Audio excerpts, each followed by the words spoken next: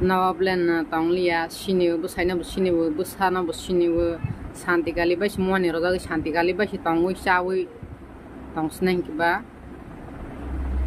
busai ba sini sini busana busini sini inge jero thoi to frong ke bron ni jinis potra ra bron samgri ra khoisra boi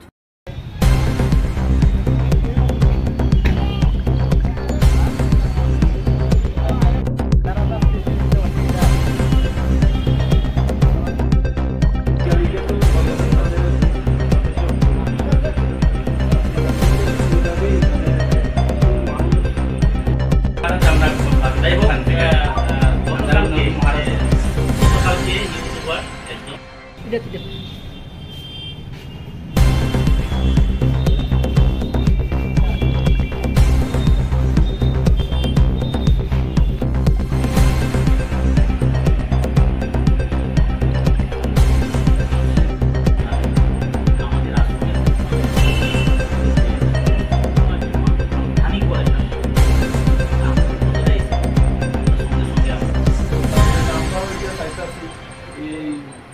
এখন তো মিডিয়ার যুগ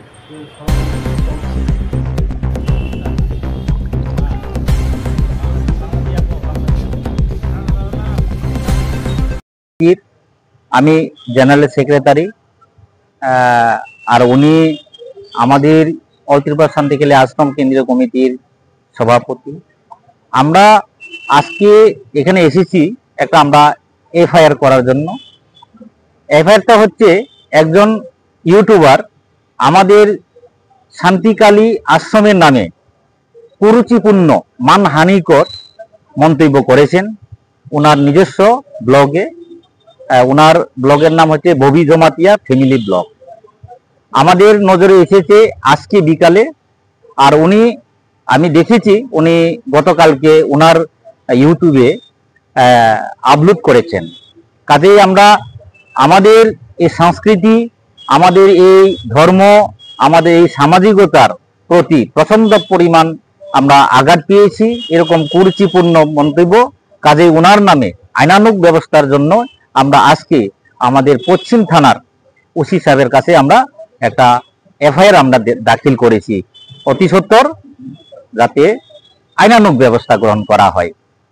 কাজেই আমি আপনাদেরকে দেখাচ্ছি, আমরা একটা কপি আমরা জমা দিয়েছি লিখিত আকারে।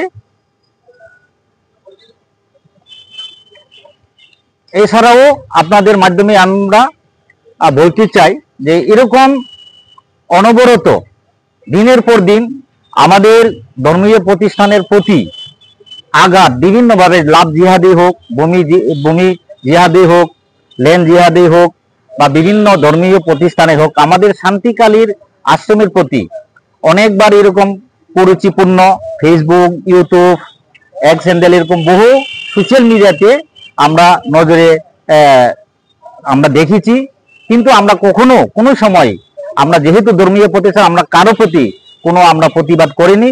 কিন্তু ওনারা যারা এরকম কুরুচিপূর্ণ মন্তব্য করে থাকেন ওনারা হয়তোবা মনে করেছেন আমাদের ভদ্রতাকে আমরা বোধহয় দুর্বল। কাজে আমরা জানতে চাই সরকারের কাছে যে এরকম যারা ধর্মের প্রতি যারা আঘাত হানে, ধর্মের প্রতি যারা মানহান করে, তাদের প্রতি সরকার যাতে অতি সত্বর এরকম বন্ধ করে। কাজেই আমরা সরকারের প্রতি আমরা বিনম্রভাবে আবেদন করছি এরকম যে কোনো ধর্মীয় প্রতিষ্ঠানের প্রতি যাতে আর পরবর্তী সময়ে আঘাত না হয়। আমরা চাই আমরা সহাবস্থান, সব ধর্মের আমরা ভালোবাসা, সব ধর্মের সমন্বয় আমরা চাই। কাজেই এরকম যদি বারংবার যদি হয়, আইনানুগ ব্যবস্থা না হয়, আমরা আরো বৃহত্তর স্বার্থে আমরা সরকারের প্রতি আমরা